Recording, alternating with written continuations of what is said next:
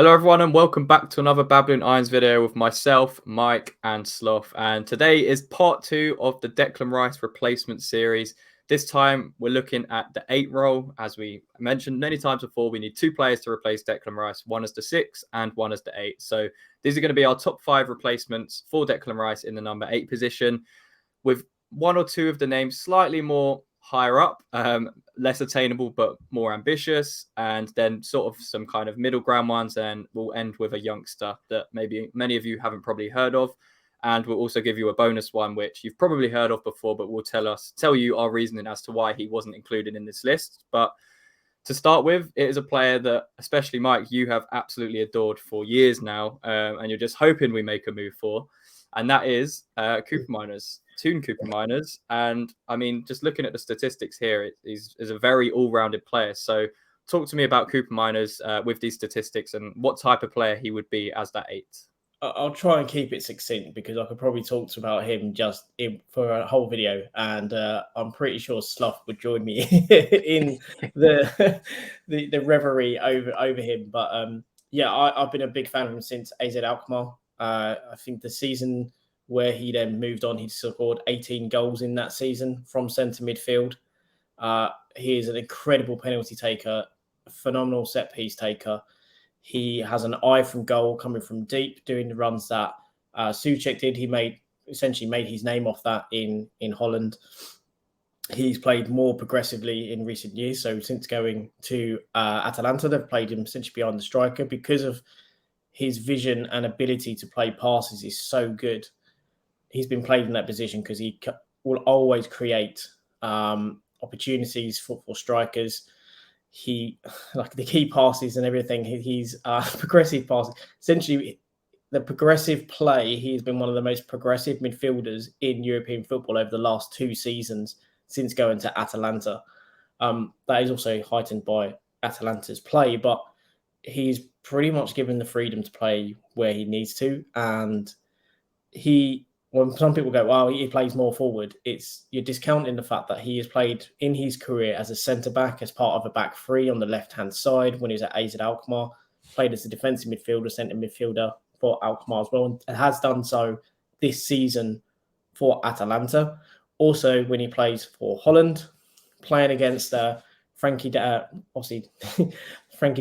Jong, he also plays more as the sitting player and lets de Jong be that more kind of driving force from midfield, and he's that player that just kind of picks people out between the lines.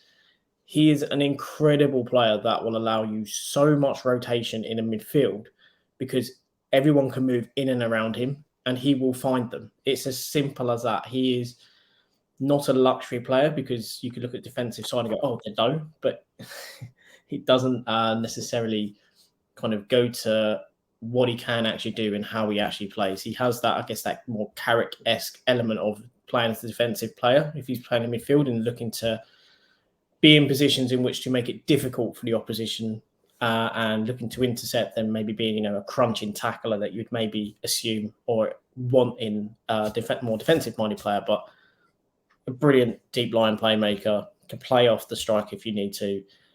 Again, it just allows someone like say Paqueta, the ability in which to just go where he wants, and wherever Paqueta goes, he goes into the opposite direction to ensure that you either got coverage in an attacking sense or in a defensive sense, and it just will open up the pitch so much.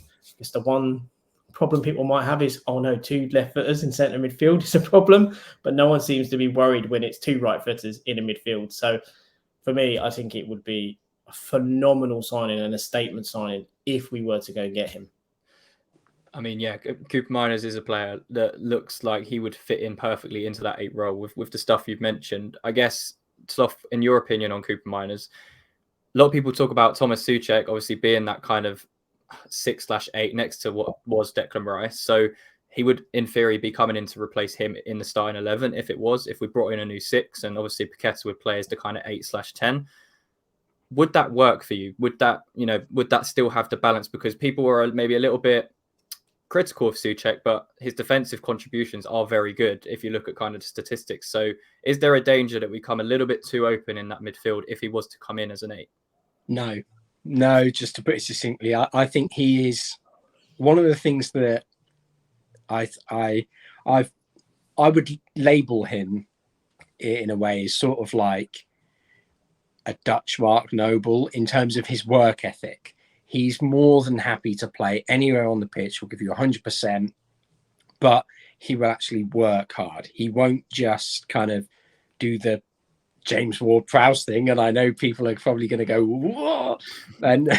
But he won't just look like he's working for the sake of trying to look like he's working and run a bit. And he will actually go into crunching tackles. He reads the game well enough so that he can actually commit and win back the ball. He can intercept it. But he's also 6 foot. And I know that doesn't sound like a big deal. We talk about heart a lot, but he is also stocky. Like he's very strong on the ball. And that is also something that I don't think can be underestimated when you're looking at defensive work rate.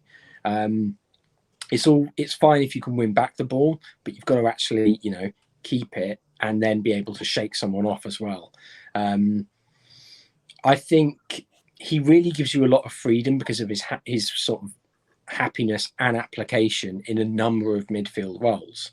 And when it's with someone like Souček, the big positive is that he has the passing range to actually just say to Souček, look, you can do the defensive work rate, but when I pick up the ball, bomb into the box.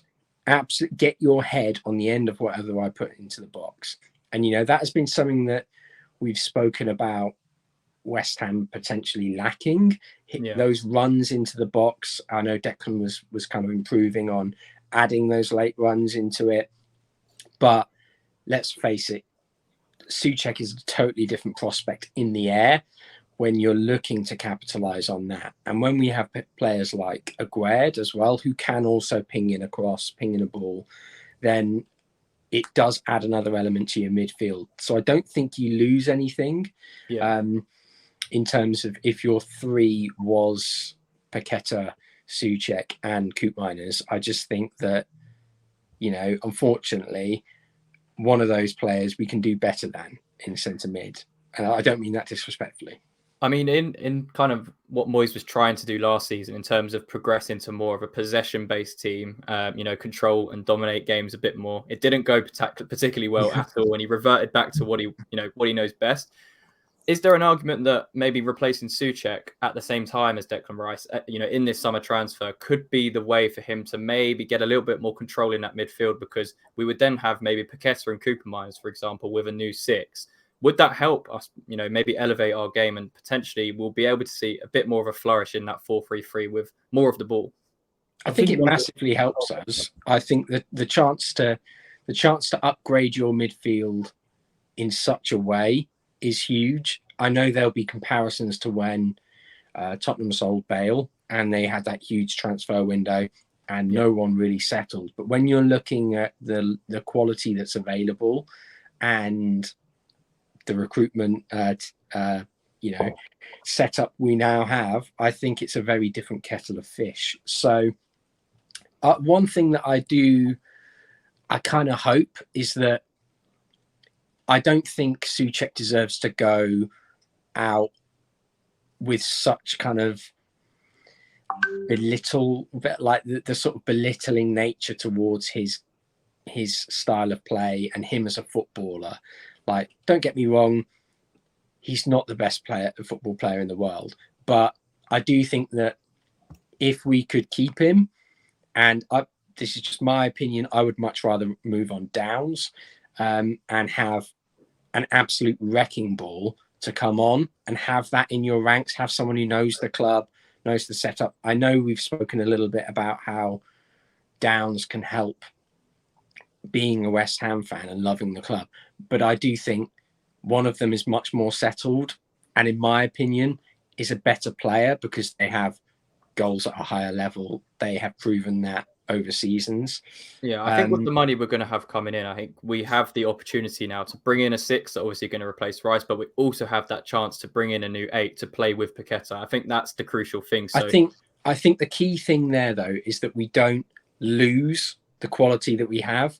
There's a big difference between signing new players and selling some to improve your first 11, but then signing players, keeping the ones that you currently have, and progressing forward with the quality on top of that is huge, particularly when we'll have European football.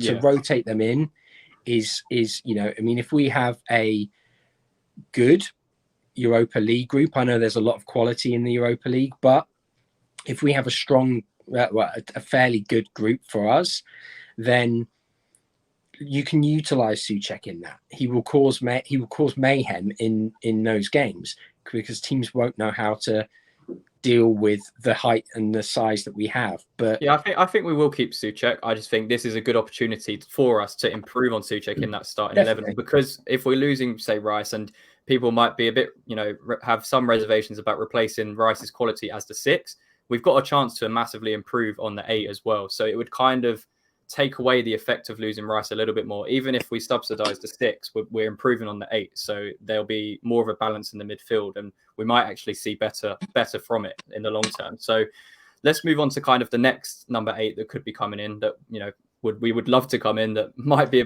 again a bit more unrealistic, but that is Manu Koné. Been linked with some big teams this summer as well. I think the likes of Liverpool are looking at him at the moment. Still only 22 years of age. So Mike, talk to me about Manu Koné and why you see him as such a good footballer at such a young age. Yeah, so he has many things that we like about Declan Rice.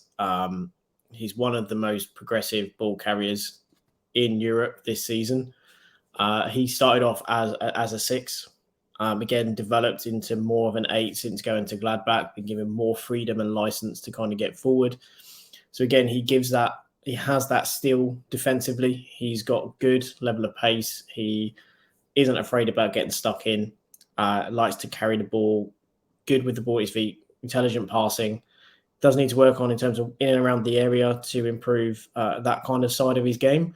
But his overall game as a 22-year-old is very strong. And I know people might go, well, you've already talked about Thuram. Are they too different? No. the fact is, if you have 2 players like a Thuram, accompanied with a Koné and a Paqueta, that people may go, well, that's very attacking, that's too attacking. What you're also forgetting is that you have 3 players who are willing to work. And you have 3 incredible football players who can work, but not only that, have the ability on the ball to drive possession, to create, to turn defense into attack on a dime. All of a sudden, you've got a midfield that is full of all-rounders. And if you give them that ability in which to change and augment and do things, you'll improve it. And a prime example that I kind of look at is Newcastle. People will turn around and say about, well, Guimaraes, he's an all-round, he's an 8. He effectively plays as a bit of a 6 for Newcastle, but he is an 8. They also then have Joe Linton, who used to also plays in midfield, and then they have Willock. Now, if that midfield isn't attacking and that midfield doesn't have the right blend, then, after getting in Champions League, then you kind of then look at, well, how can you turn around and say that is a good midfield that has great energy, great work rate, can go forward, can go the other way, and then could then look at, say, the likes of a Koné and Thuram in there and just go, oh, they're too similar, or they're too much of a number 8s each. What would you say Koné's kind of best strengths are then? If he was to play as an 8, what's his maybe top couple things that he would bring? His ability to drive with the ball and his determination to get back defensively and put a foot in. He isn't afraid of the work. I know this is something that we criticised Ward-Prowse around, because it's about he's just a bit of a workhorse, but this is a workhorse that is accompanied by very good technical ability, who is 22 years old and has essentially the world at his feet is not an understatement. He can improve vastly. He's very good technically, and he could be molded into essentially whatever type of player you want, because he has so much within his locker. He could be that Kante-esque number 6 who picks up the ball, sits in front, mops things up, and then occasionally drives forward with it to bring you forward. Or you could develop him into that complete number 8 box-to-box type of player. He's such a malleable type of player, and because he's at the age he's at, you have that ability in which to start to create a player in the mold that you want for the future of your club. Yeah. And that's why when we look at someone like Koné, it's an exciting player because he offers so much. And there's a reason why the likes of Liverpool have looked at him, because he can bring essentially that Jordan Henderson-esque type of player that they've had in that midfield for so long, because he can sit deeper and try and pull things together, or he can work between both boxes tirelessly in which to support you both defensively and in attack. So it's an incredible player to have as part of your arsenal, part of your team setup and makeup. Slough, what's your opinions on Koné as a player? Do you rate him as highly as Mike does? I think your mic's muted. Oh, you're on mute. I rate him incredibly highly. He's he first kind of came onto my radar because I was watching Sangare at Toulouse, and they only played a few games together. But I've got to say that he really sort of shone as this really athletic, strong, but really driven centre mid. And it's interesting to see how their kind of careers have pivoted slightly, in terms of Sangare is much more the 6, sits back that bit more, but Koné is so much more comfortable driving with the ball and picking out passes, doing that sort of attacking side of the game with those crunching tackles that I think West Ham would love. The only caveat at the moment is that that he picked up an injury. I think it's believed to be a knee injury with the France under-21s. If I'm being really dangerous here, particularly for West Ham, I would actually trust our medical team just to examine it, because the rumoured fee is around 35 million euros that Gladbach would actually accept. I'd just go straight to them, put that on the table and say, look, if his knee injury is not serious, we will take him for 35 million euros. He just has to pass the rest of the medical. And I think when Mike said about the dynamism in that midfield, the idea of having 3 players like Paqueta, Thuram, and Koné in that 3, is it too attacking? Well, I think this is where people sort of believe that we're all FIFA merchants for some reason.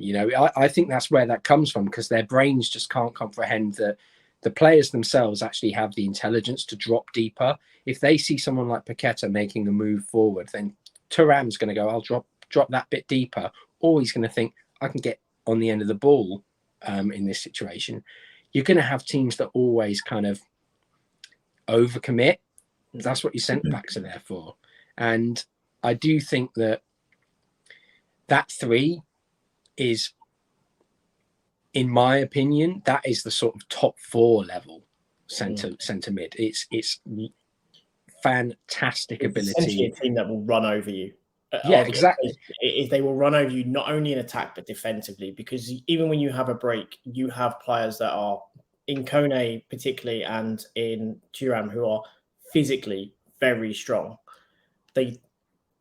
Thuram's got a great reach on the tackle. He quite happily will stretch out a telescopic leg to win a ball that he has no right to win because of his size and his frame.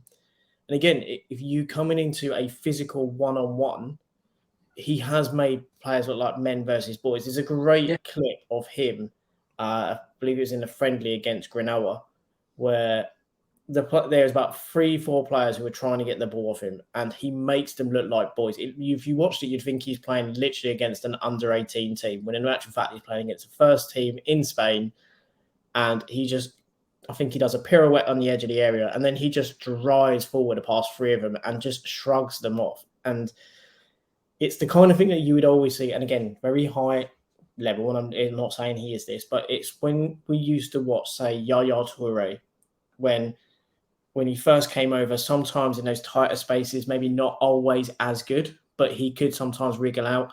But it was when he started to open up his legs and started to kind of power forward, players just bounced off. And it's the same with Koné. He has that ability to make people bounce off. And if you have and again, we understand it's an incredibly ambitious, and it's probably also spending almost all of the Declan Rice money, but it would be worth it because the level it would take our midfield up to is astronomical. I think we're going to have to kind of focus a lot of the budget on that midfield anyway, because absolutely. we're losing such a key player to us, so it's going to be important that we reinvest it, pretty much all into that midfield with that money, and then use the money elsewhere. I think if we talk about Koopmeiners, he potentially, even if it's 40 million, has a good season in the Premier League, someone will look to try and buy him for 60. It's as simple as that. Someone will look to try and buy him for more money. Same with Koné, who we've just talked about. Has a good season, someone's going to look to buy him. And it's not a dirty thing to have a player that someone else wants to buy. It's a good thing. We should have players in our squad that are desired by the elite. Because look at Brighton. They're more than happy to do it with the likes of Caicedo. He came over. He cost them very little money, and already they're talking about £80 million to Chelsea. It's not a dirty thing to be thinking of the future. You just use it to consistently improve your base, improve your first team, until you get to a point where you're starting to compete with those teams, and then all of a sudden I don't need to sell them to you anymore. And actually, you can start telling those players, you don't need to go to this team to compete with them. You are now competing. Yeah. And it's a very much slower, gradual piece. And if you have the financial backing behind to convince that player that that's what's going to happen, that's what happens. And that's why you look, sometimes you have to aim high. We aimed high with Paqueta. We had no right really to get here, if we're honest. And we need to do this now with the two parts of Declan Rice have to be of such a high quality as it is now, but also have that potential to be players for the future. And I know we keep saying Thuram, and it's a very, very ambitious one, and one that we're unlikely to get, but he's 21, I think, Sloth, is that right? 21, 22? Yeah. Koné also is 22. That is basically your midfield for the next 8 years.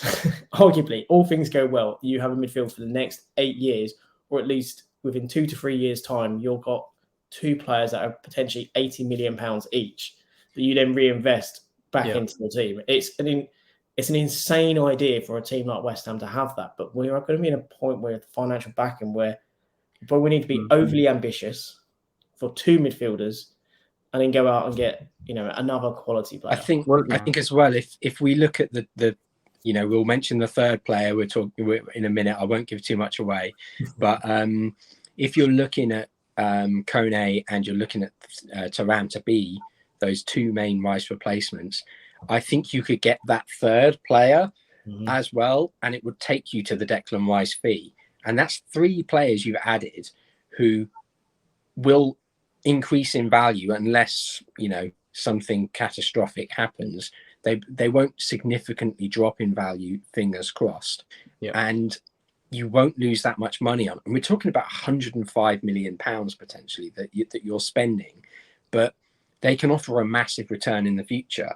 And again, it just helps you creep up towards those teams who are competing at the top. Helps you hang on their coattails. Let's move on to that third player, because when this came up in kind of the discussions of everything, it was a player I was surprised by. But Mike, it's someone you kind of put in this list, so I'll let you kind of sell it to me. It was a player that's actually played for Arsenal. He's played in the Premier League before. It's someone you guys will probably remember watching at home, and that is Matteo Guendouzi. And now, still only 24, joined Arsenal when he was very young. He's now gone to the French League to play with Marseille. Tell me why he would now be a good fit at West Ham, having spent the last couple of seasons in League with Marseille. Yeah, so when he's at Arsenal, he's impetuous, weak, I think is fair to say. And I never really saw much in him. If I'm completely honest, I actually didn't think of him much of a player. But since he's gone to Ligue 1 and he's started to play regularly for Marseille, he's actually matured incredibly. He loves a moan, which I think can kind of annoy some people, but his maturity now in possession is incredible. He's not necessarily going to give you huge outputs defensively, but as a kind of a free role number 8, if you're talking about a pure, maybe kind of controller-esque number 8, he's fantastic. He just kind of moves about the pitch very kind of smoothly when he's got the ball at his feet. He managed to take up some really good, advantageous positions. His passing, his quality, ran of a real high quality. He started to add some goals to his games. Not a huge amount, but he started to add some goals. And because he's got such intelligent movement, he kind of goes into positions. He doesn't really need to carry the ball. So he's kind of actually been very smart around limiting, say, his weakness, which is obviously that he's slightly, he's fairly slight, despite being about 6'1". He's quite slight in his frame and in his overall kind of upper body strength. But what he has is incredible intelligence and spatial awareness to kind of move in between the lines, to drop deep, to receive the ball, and then to pass it into feet. He's improved immeasurably since his time at Arsenal. And, it's one of those ones, me and Slough always say, love to be proven wrong. And I never thought much of Guendouzi, and I made it very clear at times that I didn't think much of him.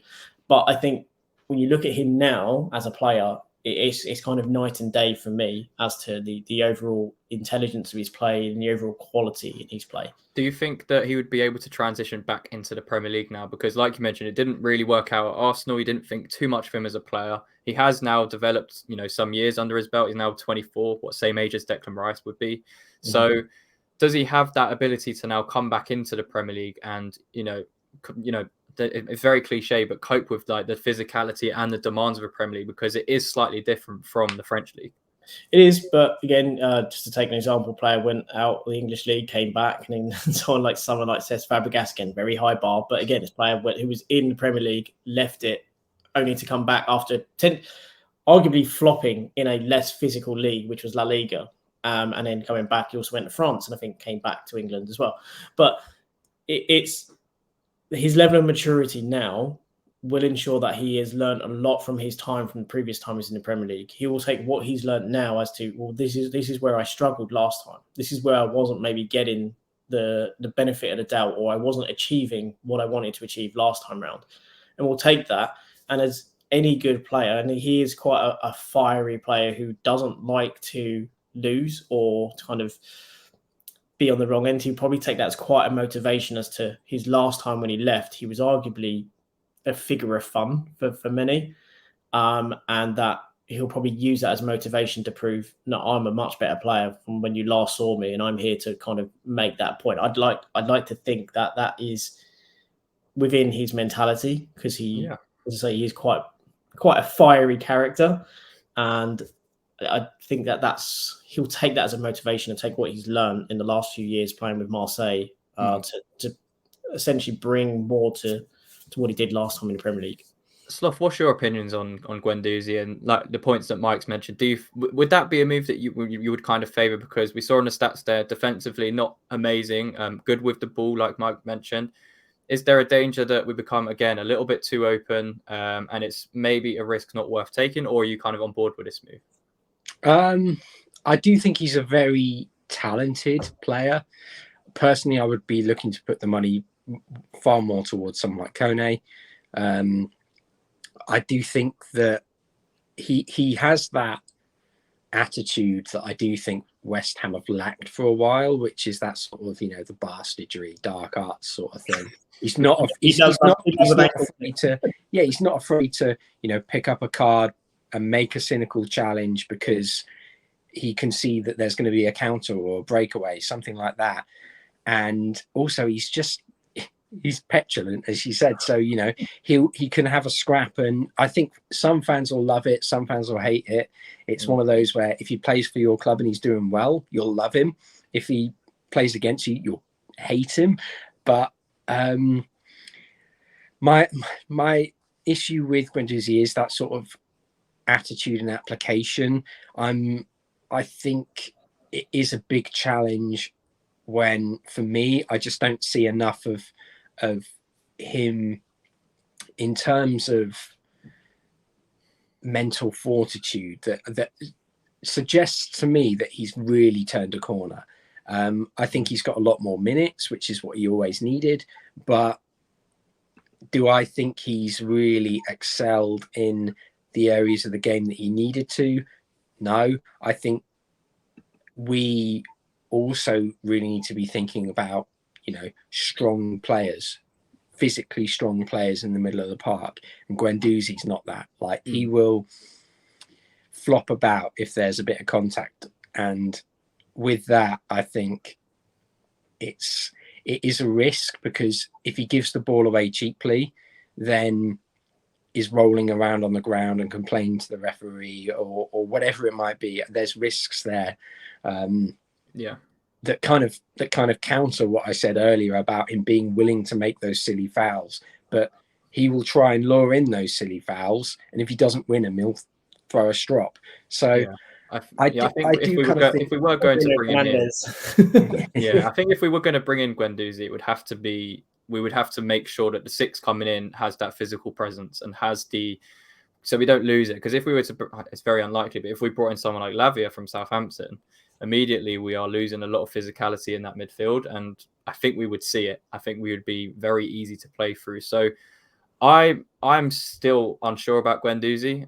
I remember him from his time at Arsenal. If he's now developed since then, great. It could be a very good move for us to make, but I think it's one, like you mentioned. There's probably players above him in the list that we could be and should be looking to get to replace someone like Declan Rice. So moving on to number 4. Again, another name that's maybe a little bit unfamiliar to those watching, and that is Palacios, Ezequiel Palacios. Not sure how to say his first name, but Mike, talk to me about him. Again, 24 years old, similar profile to Declan Rice, and estimated value of 20 to 30 million. So, what is it about him that kind of interests you?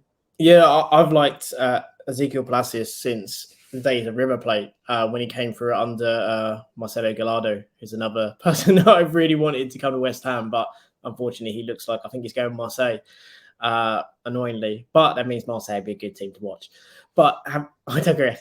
Palacios was brought over to Bayer Leverkusen, funny enough, who have we just taken from Bayer Leverkusen, and maybe would look at 1 or 2 players within our team.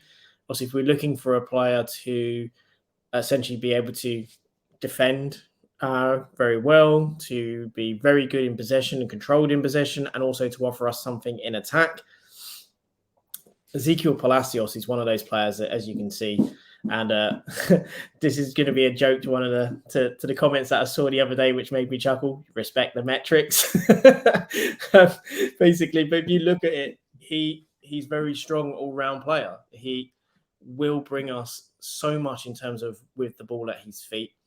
He's not afraid and does not shirk a tackle. That will come from being Argentinian. As we know, most Argentinian midfielders, they don't mind of a bit of a fight, a bit of a tussle. As Argentina proved at the World Cup, they have no issues with playing a bit dirty if they need to. But he's just a very accomplished all-round player, neat and tidy, and he's one of those that maybe is a bit no frills.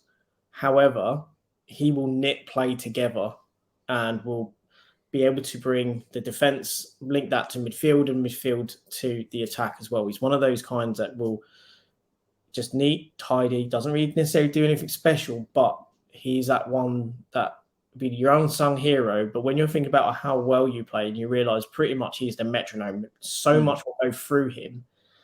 And those are maybe some of the types of players that we maybe discount. We don't maybe review as much or look at as fans as much, because they are the unseen man who is so instrumental and key in which to making teams tick. I think they also have the potential to unlock players like Paqueta in that midfield as well, because they will, like you mentioned, provide that consistency that maybe is lacking sometimes in a midfield. Not too extravagant, like you're mentioning, but then that frees up, like Lucas Paqueta, as we mentioned, to do more of the stuff that we want to see him do, and we know that he can do playing as an 8. So, Sloth, what's your opinions on Palacios? Would you be on board with that move? Yeah, I think Palacios is a fantastic footballer. I mean, you just look at the defensive stats there. The only thing that really sort of lets him down is that aerial duels stat. Like, you know, his passing. It's only the aerial duels in terms of how many he has a game, but he does tend to be fairly successful in them. But I mean, again, you've got John Tarr behind you and the likes of Tapsoda. Exactly. So it's kind of like what we was talking about Fofana and at Monaco, where, you know, you've got such big centre backs behind you, then it kind of hides that metric almost, because, you know, you're going to lose duels if you're ducking out of them. It's going to show up on the metrics in a certain way, and it's not very kind to him. But I just think he's so good on the ball. he's not afraid to play a bit more advanced in terms of, he can carry it, but he will also just slow the game down if he needs to. And a player who can dictate the pace of a game, like Mike said, that metronome role is so valuable to have. And when, you have someone who can do that, I think it almost brings, as you said, the best out of someone like Paqueta, who is going to take chances on the ball and going to look to thread a ball through the eye of a needle. Palacios can do that, but perhaps I just think his judgment is that bit more defensive minded, and I think it would be a great transfer. I think if you could get him for, say, 30 million, which maybe Timmy could, then it would be a fantastic addition. Yeah, no, I completely agree. I think as well, at the age of 24, it's the type of profile we do want to be bringing in for the long-term future of the club. So, yeah, I think Palacios would be a great move in there. So that brings us on to kind of Frankie as well, is that most of the players we're looking at and what we've suggested are around 22 to 24 years old. We're saying we want young, youthful players, but we're talking about players that are 25 years and younger. It's a model that Arsenal did last season to great benefit, or the last 2 seasons. And that's how you kind of build. You get these players around 22 to 24. You bring in a sprinkling of some actually under 21s, but that you can then bring in those under 21s to kind of come through with those 22, 24-year-olds. And when we talk about this young, hungry team, that's what it is. And I think that's sometimes the misconception, isn't it? That when we say we want to bring in some younger talent, people instantly, their mind goes to, 18, 19, 20 years, under 21 players, whereas actually you look at the caliber of players between the next bracket, which is, 21 to 25, some real good talent. And, depending on the player, they peak at different times. Look at Rice and what he's doing now. But it's something that we want to do and something we need to do as a club, because is the oldest in the league, nearly 30 years old. So we do need to bring it down, and there's definitely room to do that this summer. So speaking about that, speaking on the younger age, we've got another younger player who's, again, in that under 21 bracket, that's someone you like, Sloth. I'm going to try and pronounce it right. And this is the 5th player on our list, is Kjærgaard of RB Salzburg. Yep. And yeah, Salzburg, he's again, maybe a little bit younger at 19 years old. So it would be a deal that we could probably get done for around 15 to 25 million, 6'4". Tell me what you like about him, Sloth, and why you want him on this list. I was kind of trying to think of a player who would really be the long-term Souček upgrade, and I couldn't really think of anyone who suits that sort of profile more than Kjærgaard. As we've just said, he is huge. He's 6'4", but with his feet, he's fantastic, and his ability on the ball. We've kind of spoken about these players who like to take chances. They try and play that more aggressive pass, and I think when we look at it, he is a lot more of that kind of attacking 8. He isn't as defensive minded. He's happy to get stuck in for a tackle, and he can read the game defensively in terms of picking up counter attacks, reading loose passes. He does that quite well, but he will press. He is an absolute pressing machine. He will work hard in that area, and he will cause defenders nightmares, not just because of his aerial prowess, but because he's very good with his feet. He's got a good first touch, and he's not scared to try and pick out a pass. His passing range is very good, but as I said, it's those sort of metrics hide the fact that he does tend to like to go for a little chip, because Salzburg do have an incredibly pacey attacking front line, and he knows that he can just play a ball over the top and someone's going to run onto it.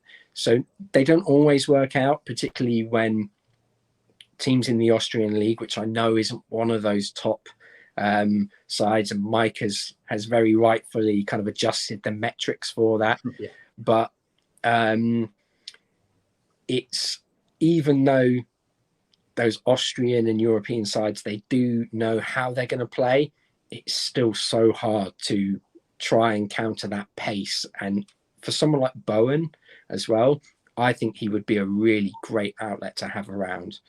Yeah, I think as well, I mean, he's only 19 years old, plenty of room to develop some of the defensive contributions you mentioned. But even if we wanted to play him as slightly more advanced eight, we've seen Paqueta can drop in and play as the deep eight. I mean, he can create from deeper positions anyway, and the defensive contribution that Paqueta provides would be able to maybe free up someone like Kjærgaard to go forwards a little bit more. And like you mentioned, what we did with Souček in the early days, just allow him that freedom to go forwards. And if we've got a Souček that can move the ball with his feet, then happy days, because that is something that's probably been the biggest criticism of Souček, I would say, is his offensive contributions with the ball at his feet. So yeah, those are our five.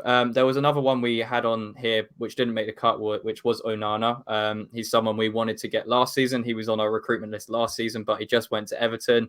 The reason we haven't put him on is because of the fee that he would cost. It's probably going to be around 40 to 50 million now, which looks like it will cut away a lot of our budget for someone that's probably more than that, because it's Premier League. Yeah, it would be 50, 60 mil they would want. And I think 60 was quoted they were asking for clubs. He's probably going to want it in excess of £100,000. You know, last year we didn't sell ourselves. We refused to accept his wages or even his additional costs. And now this season we're saying it's acceptable. And quite frankly, we've got egg on our face. And if we go back in for this deal, it just shows what a poor level of judgment all round it was in that transfer, from the manager to the board, even to Newman, if he was also part of that and was also kind of sided with it, because we looked at the financials and didn't look at what the potential was. Now, if we'd have bought him when we did, may not have got Paqueta, but we may have. We don't know. That's an if, but maybe. But these are the types of players now that when you look at a year later, then going, well, he's Prem proven, I want him, bring him. Also doesn't also maybe look at does it work for us financially? And is it smart for us financially? Just because we got the Declan Rice money, does it represent a deal that's going to give us a great return in the future? Potentially not. So yeah. I think it's a great example of what we're trying to promote on this channel as well, is in terms of maybe having to take that risk from a player that isn't Prem proven, but instantly within a year or two in the Premier League with good performances, their value will increase by 200% like that. So sometimes the investment at the time might seem like a big stump of money, like it was the case with Onana. We weren't really willing. I think we had a bid accepted last summer, but we weren't willing to pay what he wanted. Everton were. But now although he didn't particularly outshine in that Everton team. He was good, but it wasn't like Everton were amazing, and he's now worth being quoted at around 50 to 60 million. So that is the kind of gambles we need to take, but in a smart way. So let us know what you think of the list, because these are our, this was part 2. You can partner this with the 6th video and maybe tell us 2 players that you think you would want to have as your preference to complete the midfield 3. Someone like Alex Scott, again, not on this list, as we're going to be doing a Lanzini replacement video soon, so he will definitely be on that. And yeah, lads, any final thoughts on the final Declan Rice replacement video? Yeah, don't worry, guys, without having Alex Scott in this or Musa, because they are Lanzini replacements. They are not a number 2, not an 8. So Alex Scott was very much that player I was alluding to in the 3, because if you have Alex Scott, Thuram, and you have Koné, that's pretty much your Declan Rice money. I don't think there's that much wiggle room in terms of the prices that we've looked at. 10 years as well. And then that's your midfield for 5 years. There's huge amounts of potential in terms of ability from them individually, but also you can make a huge profit off that in terms of if we are under these financial fair play monitors, which is something that I think could potentially help the Onana deal if we're looking at it. Everton, they've just been linked with a player today for 40 million euros. How on earth they can justify spending that sort of money?